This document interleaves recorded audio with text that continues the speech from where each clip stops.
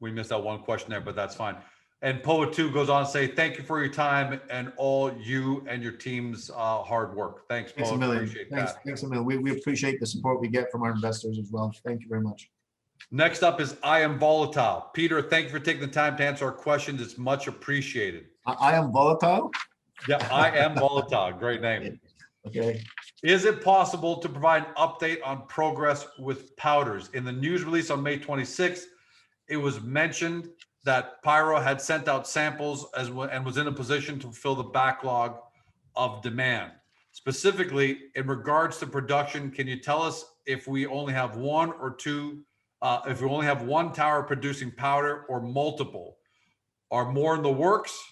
And can you tell us if demand has increased or has it been better or worse than expected? No, it hasn't been worse than expected. Let's just get that off the table because in case I forget to answer that and someone says I avoided that question. No, it's not getting worse than expected. Not at all. What we're doing is we're sending out powders to people that want to qualify our powders. Basically, they want to qualify them because now we have powders that represent what our production will be. That's about all we've been doing since we press released that it's been the next gen process has been up and running. So what they're sent out, they analyze and they come back, they ask for more, they do different tests on it. How long that's going to take, I don't know. That's where we are right now. So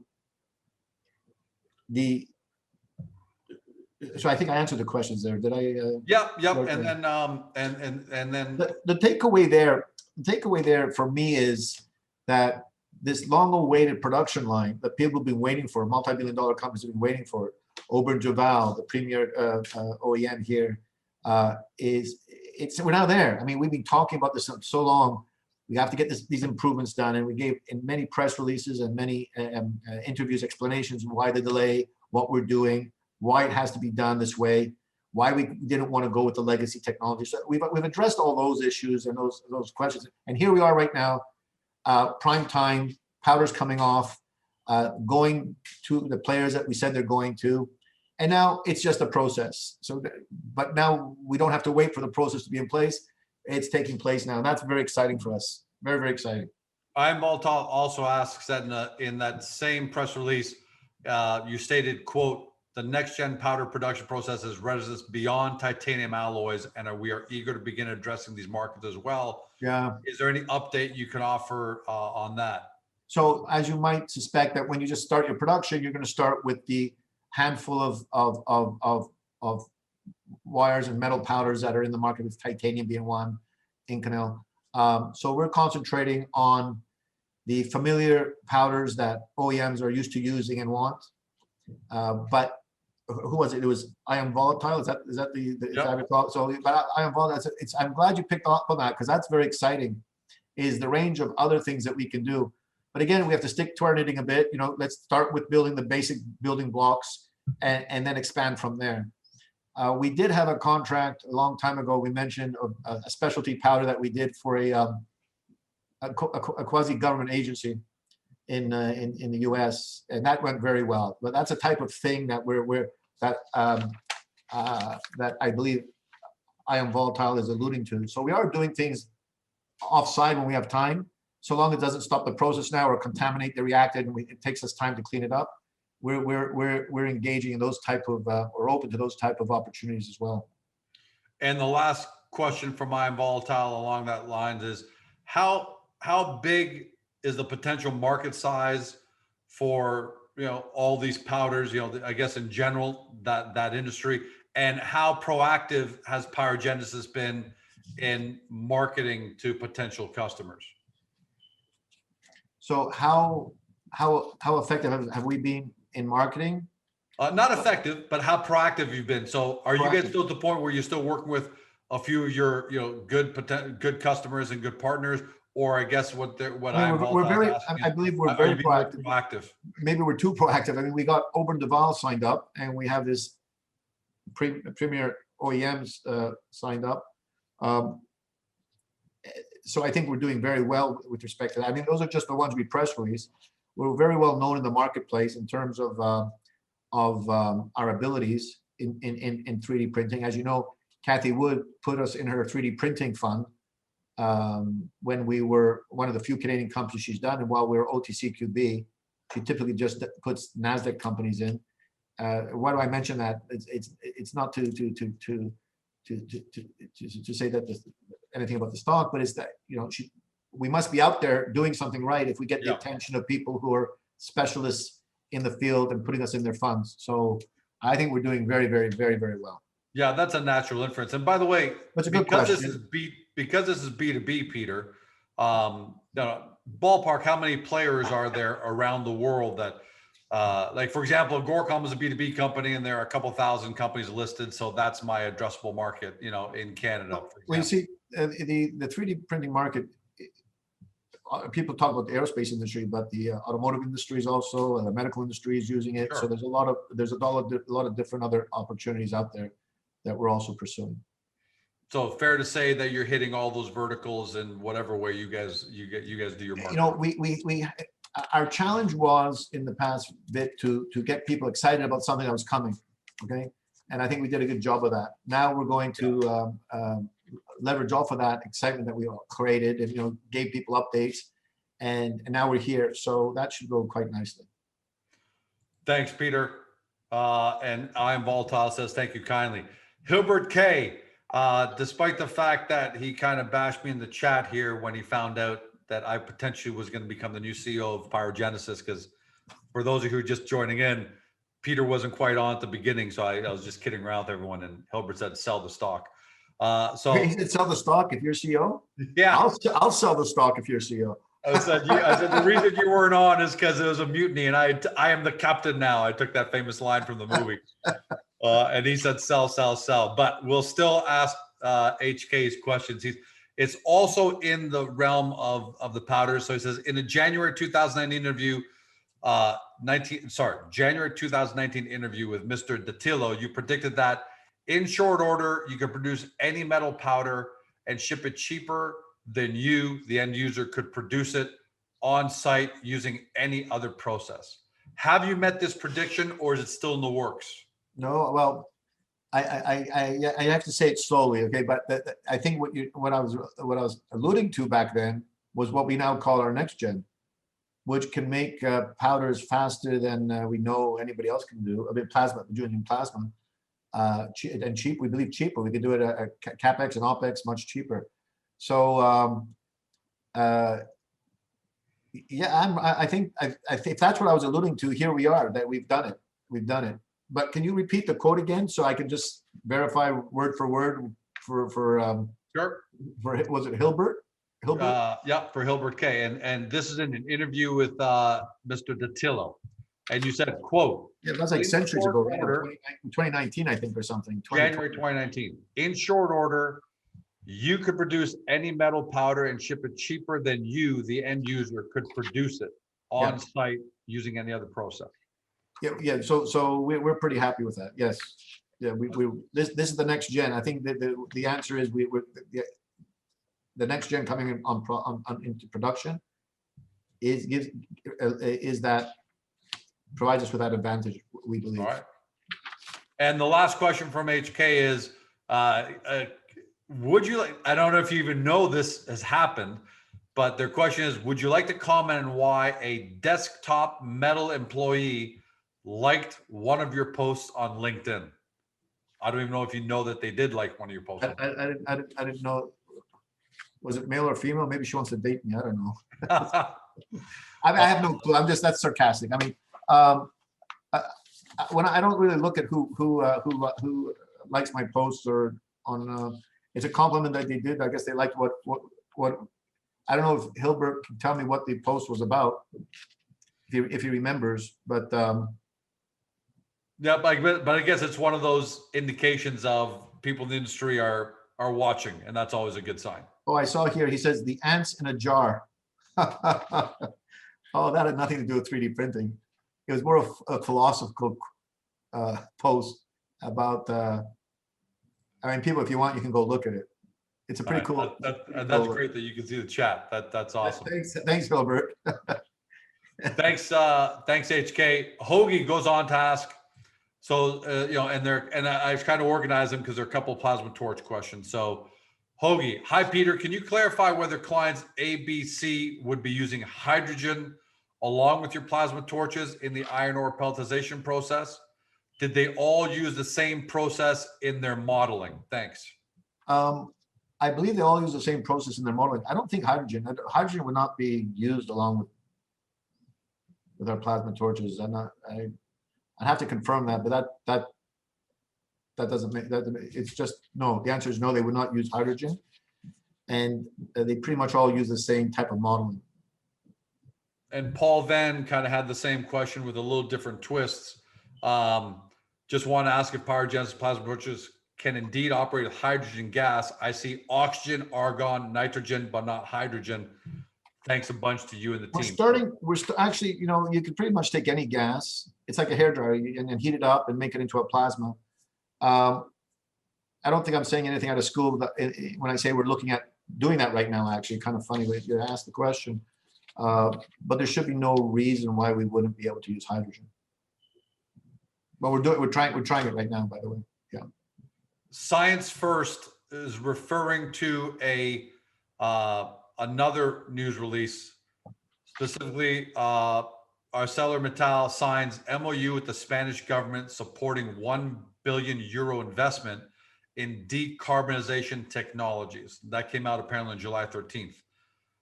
And he says, considering this type of July 13th news below, where we hear about green steel, hydrogen, DRI, and electric arc furnace, is there still room for plasma torches in such solutions, and technically why?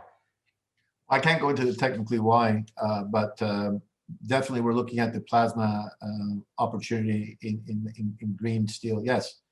The question was, is there an opportunity? Yes, there is, and we're looking at it very closely. Yeah, one doesn't make the other one mutually exclusive, right? There's always room for a couple of different. Oh yeah, for sure. Same cat, right? Yeah. And we don't press anything. We look at a lot of opportunities and where we can deploy our torches, environmentally friendly, greenhouse gas reducing capacity situations. Obviously, we can't be everything to everyone. Of course. So we pick and choose. So far, I think we've been nailing it fairly well. But to answer the question, we are looking at how plasma could have play a role in that particular opportunity. But more importantly, isn't the underlying story there a great trend that there's serious efforts to decarbonize the investments from the governments for decarbonization technologies? That's a great trend for Pyro at the end of the day, no matter what. Yeah, and you'll find these very conservative, environmentally damaging industries taking a really close look at how to address that particular situation. And plasma has a role. It definitely has a role. It's up to us to figure it out and get in there. But we see it. We see it in our offerings. It's just the tip of the iceberg. And we got Rodena in the chat, who now advises, ding, ding, PyroGenesis online store is live. So let me hit refresh here. Shop.pyrogenesis.com, right? I left my hat down in the corridor rushing to get here. Jeez, I actually have a hat.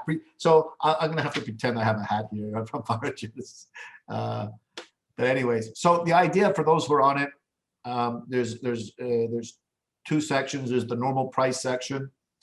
And then there's the signature section. And in the signature section, there's 4 items, 10 of each. They're priced at a premium. If you price it at that, if you bid on that premium or higher, you'll get one signed and numbered. And so there's just 4 of them. And there's 10 each. That's 40 signed and numbered signature products. And all the profit is going to go to children's charity. And we're very transparent. I think we managed to put how much on each item is going to children's to the charity. Some, like on the Yeti cups, are only $2, I think, or $2 or $3, $5, because they're already priced high. We couldn't get them lower, and but we bought them high. And on other ones, we're making more, but it all goes to charity. And again, because we're not a charitable, we don't have charitable status. We can't give tax. We cannot give tax receipts. Yeah, no, We obviously, gradually- there's never tax receipts on, you just trust that the company you're dealing with is doing it, and I'm sure you are. Hey, by the way, Rodana, since you're watching, I want to let you know that I'm at shop.pyrogenesis.com, and I'm still getting that message, this site can't be reached.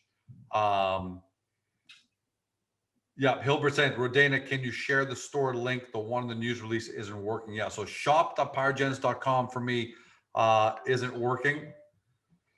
But Daniel said they were able to get to the site to load from America. All right, shop.pyrogenesis. All right, so we'll keep working on that. I really appreciate everybody doing this. You know, it's at PyroGenesis, you know, we got people doing it. A lot of people volunteering their time, and it was an effort. We got some ideas. Once I said we think about this from the investor community. They wanted something to do with barbecues. They wanted all sorts of hats and hoodies. And so what we also did was we went for a high quality item on all the items, so that they wouldn't fall apart in your dryer or fade or stitching come apart. So we got really high end items. All right, and I see. By the way, for everybody at home, you got if it's new working. My guy just sent it to me. You got to put HTTPS : So let me, Peter. Do you mind if I put that into the chat there? Please do. Please do. Okay, so hold on, guys. I'm gonna HTTPS : Thanks, Jeff.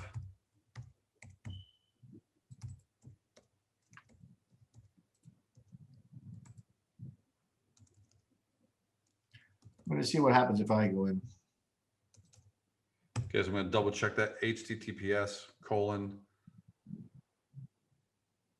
shop.pyrogenesis.com. All right, that should work. Yeah, so some people are getting it just using shop.pyrogenesis.com. If it's not, it just worked for me doing HTTPS. And I might even bring that up. You want me to bring that up on screen? Sure, if you want it for a while and show people what we're doing. Yeah. Let's do a share screen here.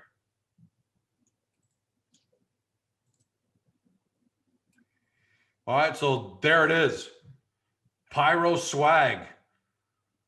Congratulations, Peter. This is a great this is a great event also for, first of all, it's a great way just to help market the company, but a great way to raise money at the same time, because we all need hats, we all need all the swag. So why not, support a charity and support the company at the same time? Well, I want to really thank our investor base, or the ones that actually engage us on Agoracom and through emails, because it really was as a result of their suggesting it that we actually started thinking about it.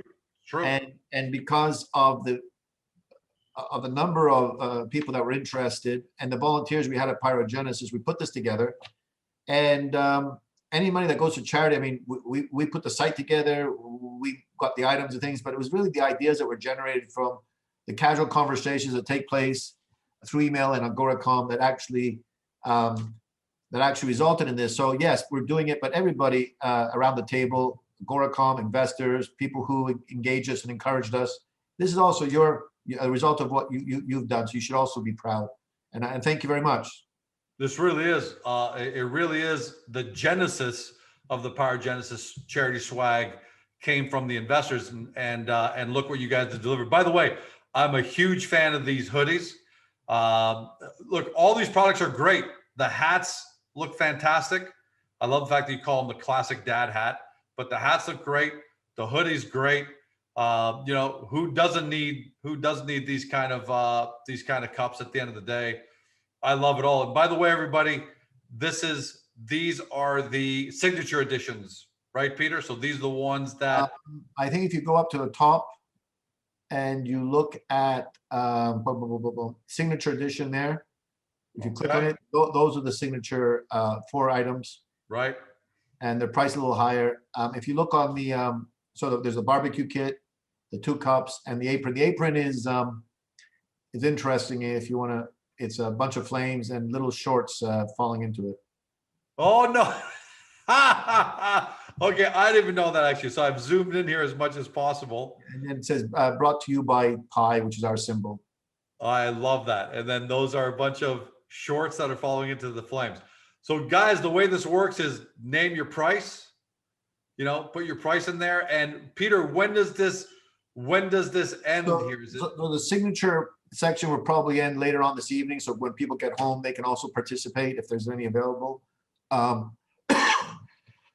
So somewhere around 8 or 9 p.m. I don't know exactly. Maybe Rodana can tell us in the chat. And then it'll just go to regular pricing, and which we also have. If you go to the clothing and the accessories, those are just all regular priced. Yeah, I love it. So these are the name your price guys. So if you want to get limited edition, each one of these is 1 of 10, right, Peter? It's 1 of 10. There's 10 limited that are going to be numbered and signed. If you could for a second, George, just go to a regular one. Anything. Yep, just the accessories here. And just pull one up. So let's do I'm a big fan of the hoodie. So let's do the hoodie there. And if you see how much of that unit is going to go to children's charity right under the price. Oh, great. That's really cool, Peter. And what we're going to do is we're going to track that. And on the front page, you're going to see cumulative to date. So we can take some pride. And then when we get a big enough check going, we're going to donate it to a particular charity, and we'll give them the check. And we'll have a picture of us providing them with the check. And we'll probably be running on the front page. You'll see at the very front page at the top, we have a cumulative, if you go into so here, right channel here. might collected to date, and that's going to be a tally that keeps on increasing over time. And then we'll probably have one next to it showing how much has been given to charity. And so people can follow the success, and we'll keep the store going and change things up as we, these are some of the sayings that people kind of got excited about when they, when they on Agoracom and other places, and they suggested we do something with the sayings.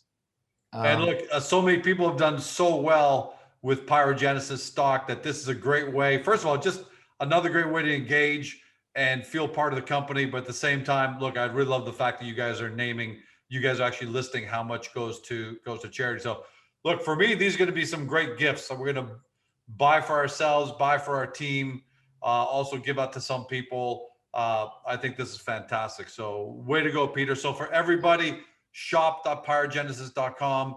And if that doesn't work for some of you, and it's probably still propagating as a link, then you can always put https:// in front of that, and that's how we got to it. But I'm going to be bidding tonight on those exclusive items, on those signature items. That's on those signature ones, it's really not a bid. It's like if you get over the minimum, then it's yours. The first 10, basically. Well, and the idea is that we don't know what the minimum is. No, you do. I think we put it there somewhere. If you all right, so let me go back to like the apron for a second. Oh, you don't. I think it's yeah, it's not there, but there is. Oh no, there it is. Minimum price $64.99. Got it. Which is higher than the one in the main room. So if you do higher than this, you get it. All right. Yeah. Well, But what if there are 50 people above that? You're going to take the 10 highest, I guess, right? No, once there's 10 in stock, there's only 10 in stock. Once they're sold, that's it. Ah, okay. So hopefully people don't beat me to it, because I can't do it right now without putting my credit card in and everyone looking at it. So, hey Jeff, if you're watching, make sure you grab a couple of these, and so we have them. I definitely want the apron and the barbecue kit. All right, so we'll stop the share there. We'll go back to Q&A, but that's great, Peter. Thanks. And thank you everybody for participating, help making it work, and we'll see where it goes. All right, so let me go back to the questions. So back to questions. Octavius, hello, Peter. Thanks for the opportunity to ask questions. What's a long-term strategy to generate a regular cash flow and therefore be less dependent on large one-time deals? Well, that's a good question. I mean, and when you look at these large one-time deals, they actually generate on their own future cash flow from maintenance and spare parts and maintenance contracts, which are quite lucrative. So as you see these big deals coming in, every torch deal, every Drawstring deal, we expect to have a significant recurring revenue just coming from maintaining those units.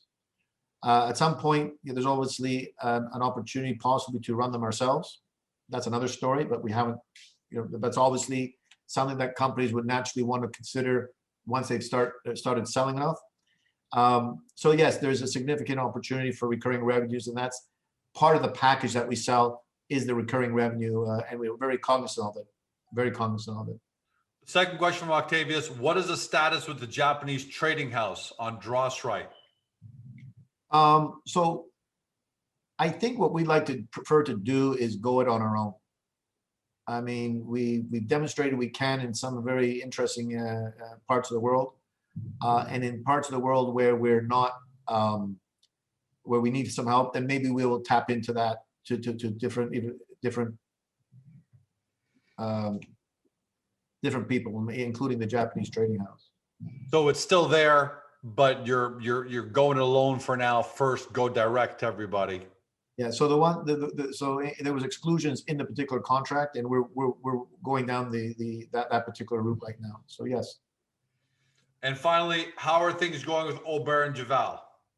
Very well. I mean, as you can imagine, we're shipping them powders for their client base as we speak. So that's also that's going well.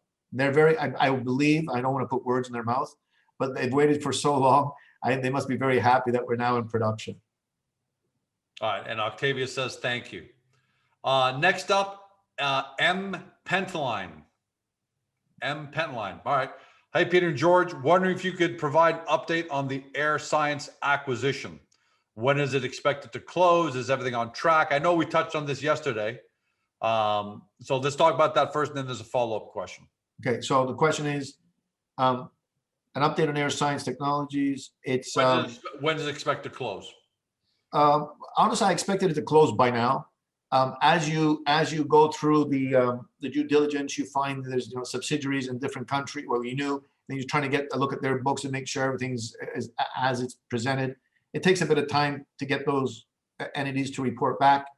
I'm very excited about it. I said it yesterday. I'm very excited about it. It's on track in terms of, are we looking forward to concluding it? Most certainly. And the more I get into it, the more we realize what they've done to date. We're very excited about the acquisition. Yes. Oh, go ahead. And I think when it's expected to close, soon. I mean, I don't want to say soon or something. We expect. I mean, it may not close for some reason. We may find there's a monster under the bed. But so far, for right now, the due diligence is kind of going along as expected. We're in the final stages right now. Yeah.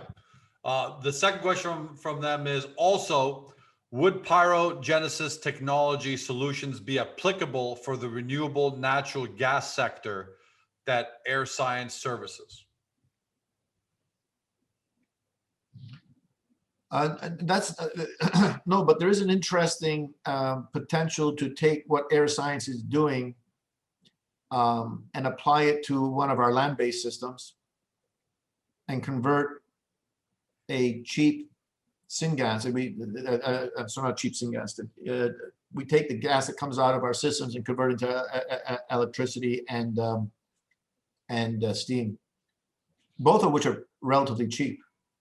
So our land-based systems, you have this gas that comes off, and we run that gas through an engine and create electricity and steam. Well, we believe that if we take some of Air Science's technologies, we can actually repurpose that from a cheap electricity and make it into a high product, high-end value, something much greater value.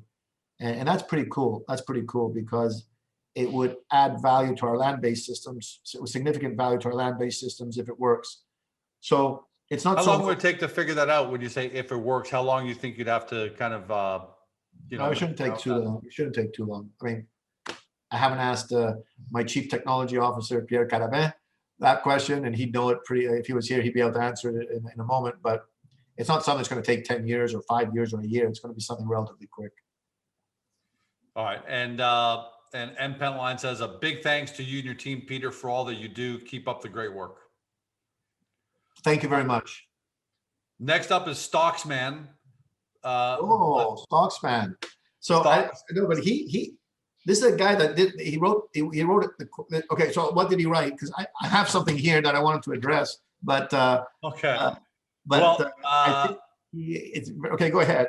so what Stocksman is asking is, I've not seen, you've already answered this question. I haven't seen any follow-up press release on the $1.8 million sale of a high-powered 1 megawatt plasma. Okay, so that's the same thing I have here.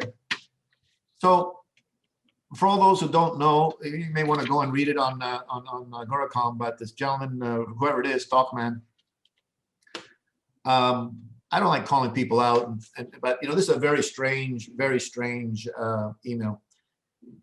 First of all, he claims to be a long-term shareholder. He says, I am a long-term shareholder of the company. Based on my long-term observation, this is a long-term observation, I find your pattern of press releases are not quite consistent. For example, when you receive an order, you press release it. When you deliver and receive payment, your company issues another press release regarding delivery and receipt of payment. So far, so good, right? Yep. And then the question about the $1.8 million. Then he says, I have not seen any follow-up press release on the 1.8 million of high-powered 1 megawatt plasma torch with accessories to a major iron ore producer that took place in November 2020. Does that mean the product hasn't yet been delivered and payment has not been received? Or has the major iron ore producer been able to install it and test it in the actual iron pelletization production environment? Well, if you're a longtime shareholder, you'll know that we've said that we can produce these torches quite quickly if we have an inventory, or our suppliers have inventories of certain long lead items. And if we're going to do one right off the bat, and I've said this before, it'll take somewhere between 6 and 9 months. So November, you do your math, we're right in there.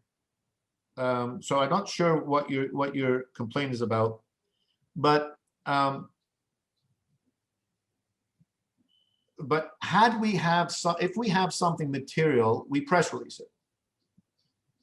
And if we don't, then it means it hasn't happened yet.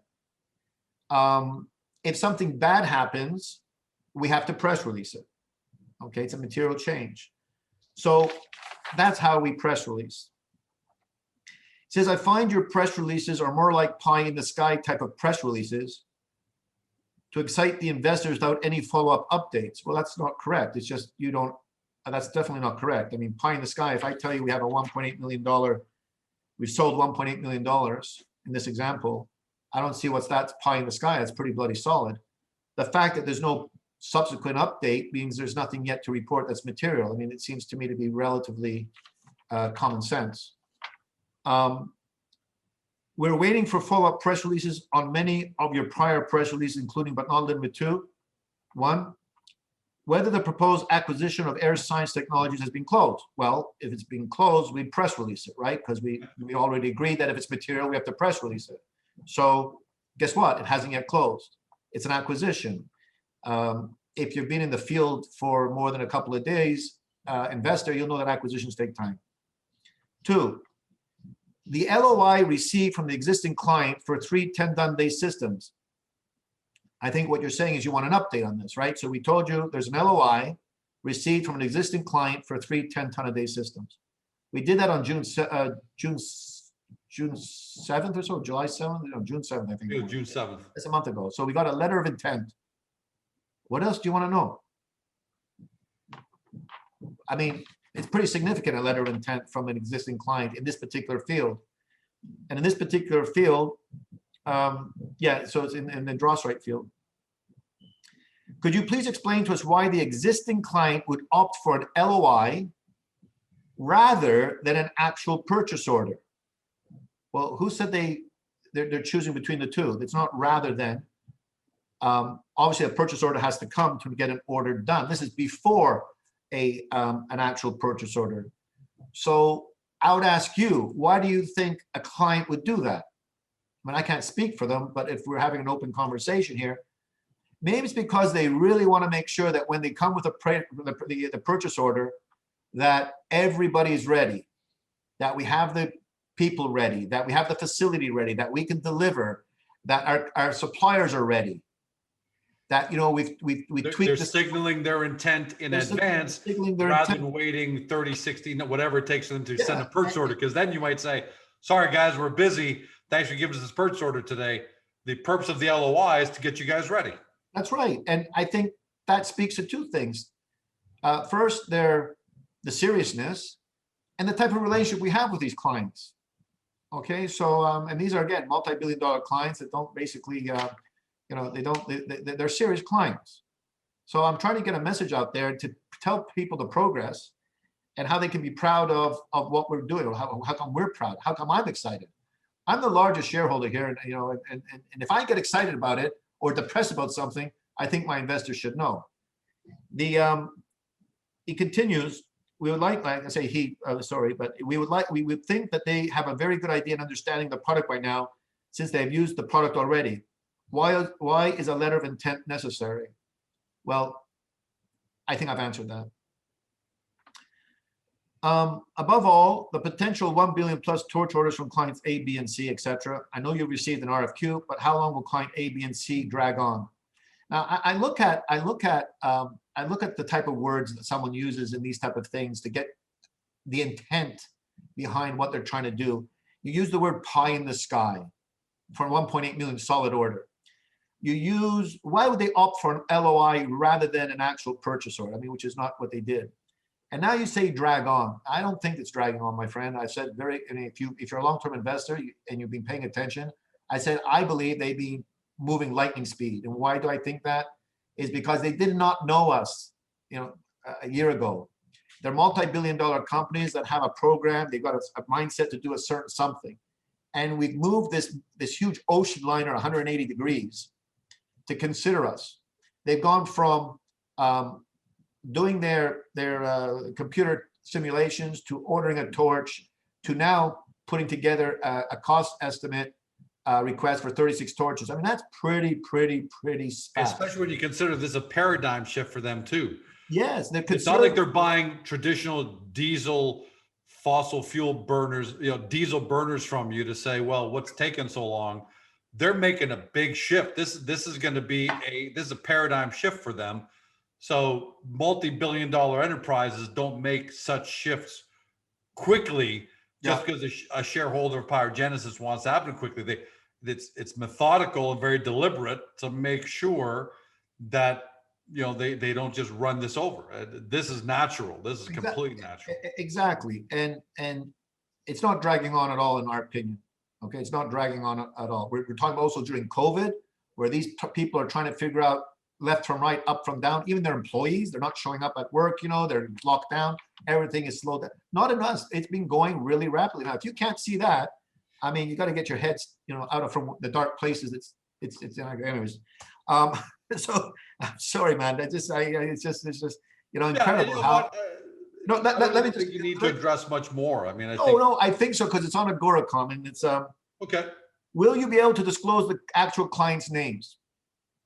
I respect NDAs, but this lack of transparency for a long. Let me explain to you something. It's not a lack of transparency. Okay, there are NDAs in place, and in some places, clients don't want us to talk about their names. We will not tell who the client is, whether you like it or not. That's part of our know-how. That's part of our effort. So we're not going to name names. We're going to give you enough description that you can come to a conclusion. Multi-billion-dollar, this type of client. So you can just go and fill in any name you want, and it doesn't matter what name, you'll come to the same conclusion. It's not about transparency. It's something that I've said, it belongs, it's our know-how, we don't do it. And so this lack of transparency, which I don't mention people's names because you can't fill in the blank properly, I guess, for a long period of time doesn't really do anyone a favor, but to erode the company's credibility. I don't think so, sir. I don't think so at all. No. This gives the short sellers more ammunition to spread fear and misinformation. Well, I got to tell you something. If this type of questioning doesn't, then nothing else will.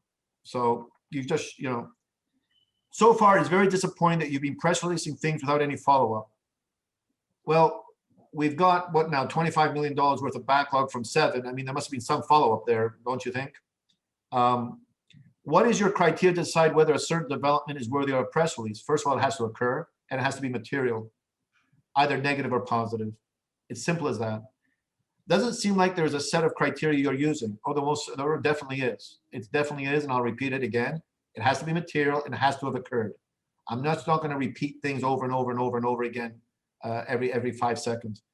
Or perhaps things aren't really progressing worthy of any release. Well, it's a very negative statement, but you're right. I just said to you, unless something is material that's happened, negative or positive, then there's nothing really to press release. Last but not least, could you please speak to the structural relationship between PyroGenesis and Drawstring International? We've done it. It's in our statements. It's been addressed 10,001 times. And as a long-term investor, you should know this, right? If you're a long-term investor. Should Drawstring International... Some great feedback in the chat, just so you know, okay. Peter. Like one thing that Daniel says, this from Daniel, all other companies in similar fields don't give names either. It's an industry standard. And we've seen that too. With all due respect, I can't remember who said it, but you know what? I play by my own rules, and they're all legal. They're all morally straight. I mean, I play by my own rules. And if I think we're not going to do it, it's great other people think so too. And I appreciate that support, but I'm giving you the reason why we don't. You have invested in my shares in my company, right? It's my duty to protect you, your investment. And if I go mention names, other people can go in there, screw things up, maybe. No, that's our know-how. So I'm protecting you, although you don't realize it. Just another paragraph. He says here about Drawstring International. Should Drawstring International be considered a separate entity? And as such, is it right that PyroGenesis is reporting any sales? Look, we've had KPMG. Now we have a new. Everybody's gone over this. People who have a lot more experience than you and me combined have already opined on this, and it's being reported properly. And in closing, he says, I'm posting these questions and thoughts in hopes to invite your clarity and perhaps dispel all the alleged misinformation spread by the short sellers, such as that, and he goes on. Listen, maybe it's just the way you wrote the email, but but it really smells of somebody who is not a real investor and more of a short seller. And I looked at Mr. Long-Term Investor. When did you actually join Agoracom? You joined Agoracom 2 minutes before you posted this. I don't think you've been around for that long, because a lot of this has been answered before. And you should be the answer should make you very, very proud as an investor. And so I get a little, not hot under the collar, but it's like, it's just stupidity. Anyways, I shouldn't. Anyways, are there any more? Yeah, there's a couple more questions. Look, a lot of people are happy with the way you answered that. Oh, you think so? Oh, wow.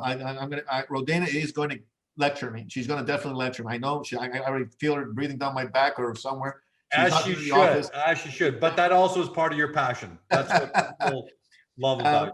And by the way, a lot of people, Hilbert and Imminent, have posted in the chat who client A and client B is from all their due diligence. I won't say it here because this is an official webcast, so I can't drop any names. But Stockman, if you're really concerned about it, Imminent and Hilbert kind of tell you who they are or should be. So let's move on. I guess one of the things is, as George, I really take my relationship with my investors I take it very seriously. I try to answer all their questions. I try to be transparent. I try to tell them why I'm excited. I mean, I don't own 10 shares and tell you why I'm excited because I'm trying to get a bonus. No, I own a lot of shares in this company, close to 50%. And if I'm excited, I think you should know. Or if I'm depressed, or you should know. I think, and I said it yesterday, and I reflected on it. It came out in the interview we had yesterday. We do have a pretty stellar record for having said we're going to do something and it happens. Yep. Okay, you can take me to task because, quite frankly, it's been late more than early. But that's because we're just doing things with people we've never done before. It's not like, how long should the hockey game last? There's thousands of hockey games. We can pretty much predict it or get pretty close to it if there's no overtime, et cetera, et cetera. You can't figure it out with these people. I mean, there's so many things just to get a series of signatures when they agree. When I think it should take a week, has taken in one case 3-4 months. I mean, can you believe it? And our company will take 3 or 4 minutes to get the signatures. But when you look at what we're doing, I mean, I cannot be more excited. We finally got the next gen up and running, and we're producing powders to people who've been waiting for a long time, multi-billion-dollar companies. On the iron ore pelletization, we got people buying the first torch and looking at 36 more. I mean, can you get any more excited? The further they're looking, the more they're moving. On the Drawstring, we got an old client there coming back for 3 systems. We're looking at downstream, upstream. We're doing things with Alouette. We're getting a formidable size in aluminum industry, which is conservative as all hell. And we're in there giving them greenhouse gas solutions. Doing what's the other one? Drawstring, iron ore pelletization, 3D printing. HPQ, we just did a $5.3 million deal for fumed silica. Very exciting. So all the things that are commercial are going, gangbusters. And then the stuff we're developing is also going gangbusters on its own. So you're getting all that for free, so to speak, right? So I'm just so excited. I mean, and I don't know how anybody could get. I mean, forget about the stock price. The stock. I shouldn't say forget about the stock price. It's going to go up and down and up and down. But when I say to people, if you're on a bus and you're trying to get home and it takes a delay, you're going to get home. And there's a destiny where we're heading towards, and no debt on our balance sheet. We're very little, with $180,000 of interest-free debt from the Canadian government versus over $25 million of cash with last reporting. I mean, so there's no debt, clean balance sheet, everything's going gangbusters. What the hell? What more do you want? I'm so excited. I'm sorry, Joe. Well, and that's okay. No, don't apologize for anything. You don't need to apologize for being through. And by the way, you get great feedback from Richard Kirkland, Sean, Benoit, and more, who are all saying great answers. That's great, everybody. So there's a lot of support for what you're saying. Thanks, Let's man. go on to the next question. Flyby is asking about. Flyby is asking about the next quarter, potential for a year, but you already discussed that. That's the guidance. Flyby, thanks for asking. But Peter dealt with that in an earlier question about why they're not giving out guidance this far in advance. Human Torch. In the Q1 financials, you mentioned a Drawstring JV to be announced in a few weeks. Can we expect an update soon in regard to this? Yeah, I think so. I mean, look, there's a couple of things that came up in the joint venture discussions that we had to sort out. Sometimes you're moving along, and it's that last 1%. It's that last few paragraphs of discussion that go back and forth, and we try to find. So yeah, I hope so. That's a really interesting technology that we can add on relatively simply. By the way, for those who I've had this question, does it replace Drawstring? It's a totally separate process. We can sell Drawstring on its own. We can sell it with this process. We can sell the process without Drawstring in places where there's a residue without a Drawstring system.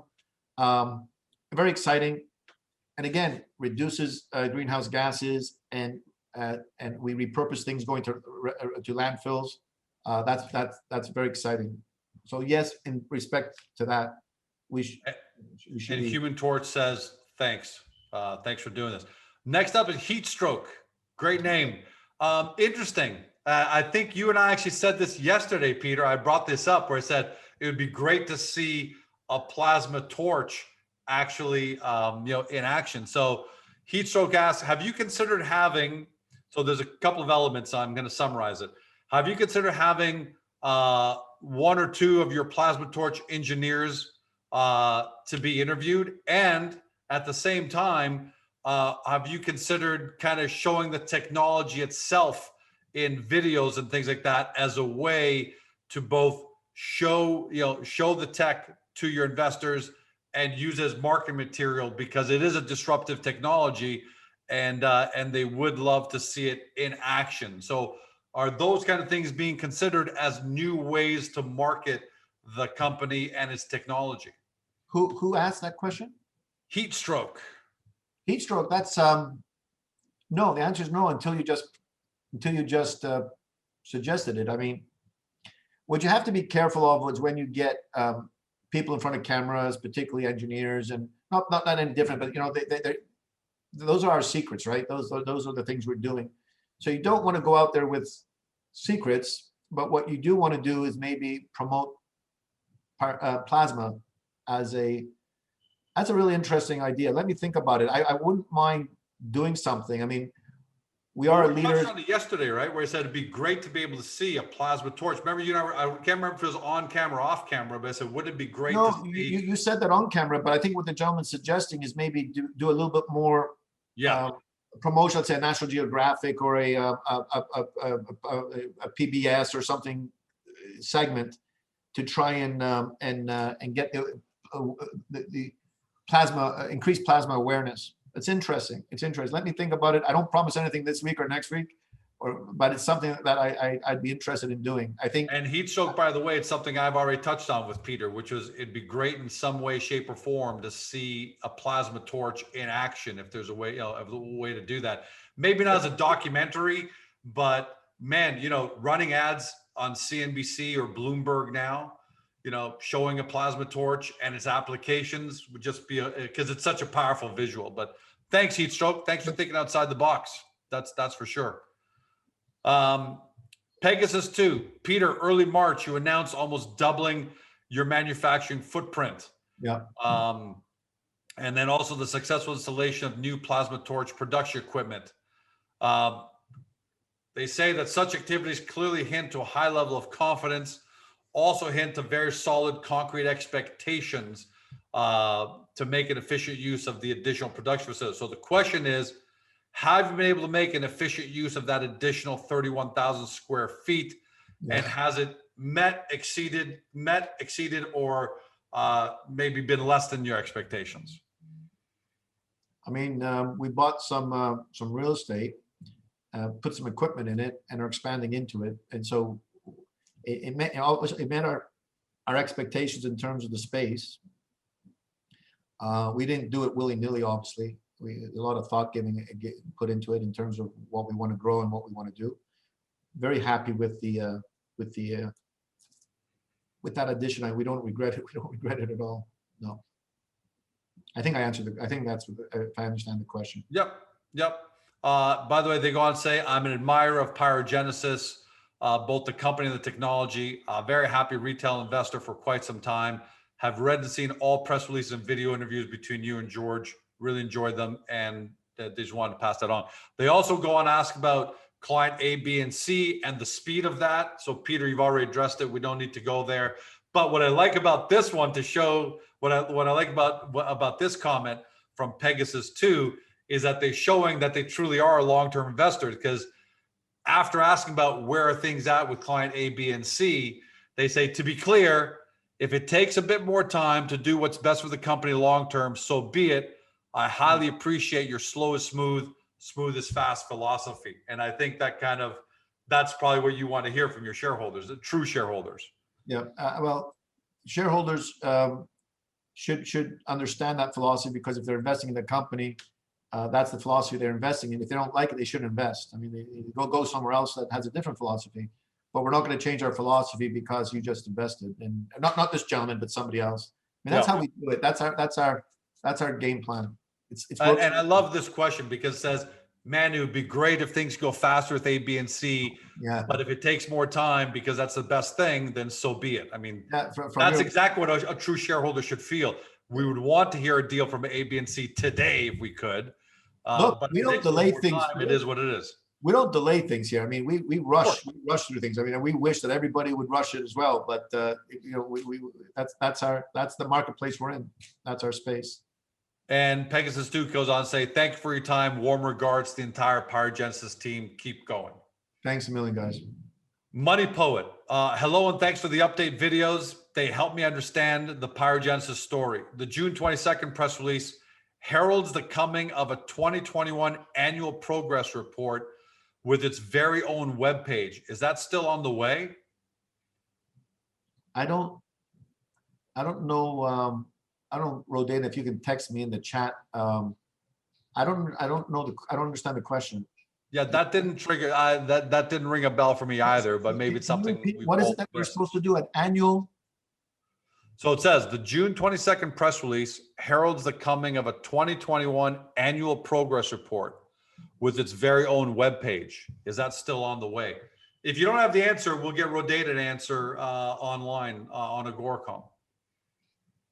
I don't know the answer to that. I don't I don't know what the reference was to, but Okay. let's jot it down. Take the person's name, and we'll answer it in Agoracom later today. Yep. And we'll specifically address Money Poet on that.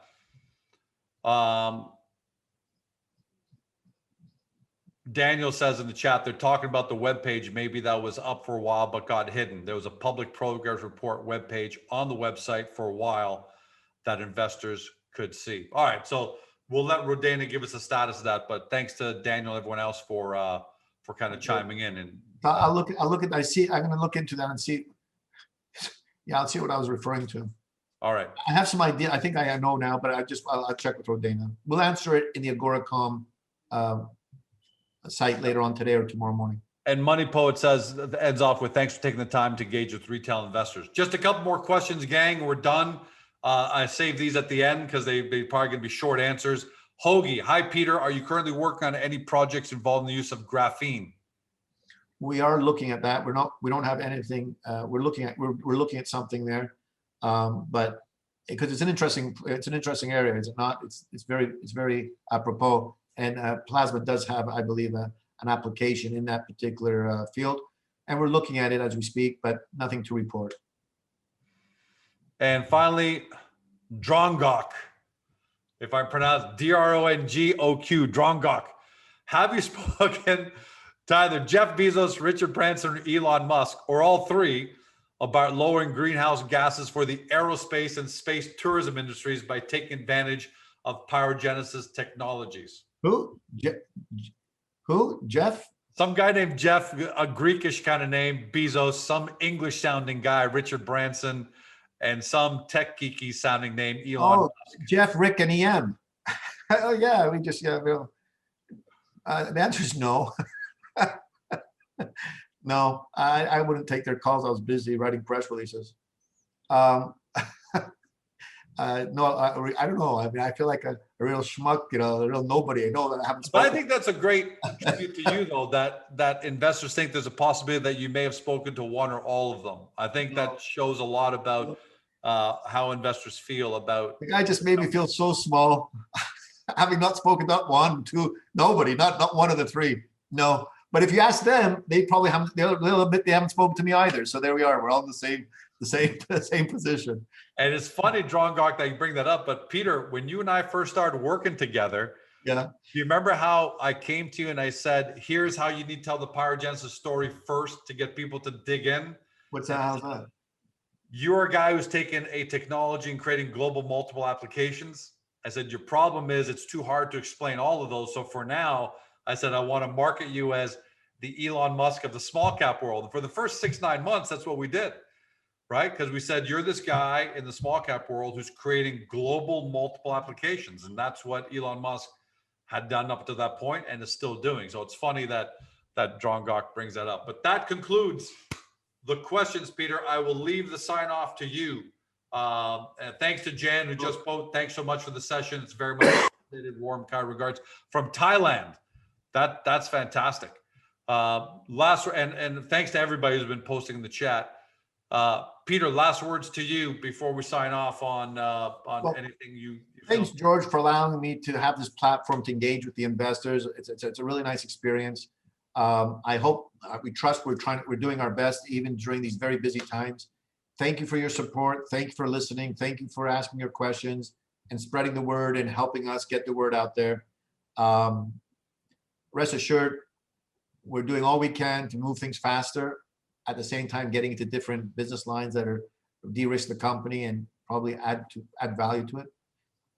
Thank you all. Thanks for everybody in my company, all the volunteers, Rodana, Amin. I don't want to start mentioning them, the people who've actually put this thing together, working night and day to put it together, to get it out there before the summer ends, or else you're not going to have barbecue sets that you don't use. Thanks a lot, everybody. You make it a lot of fun as well. Thanks, everyone, for joining us.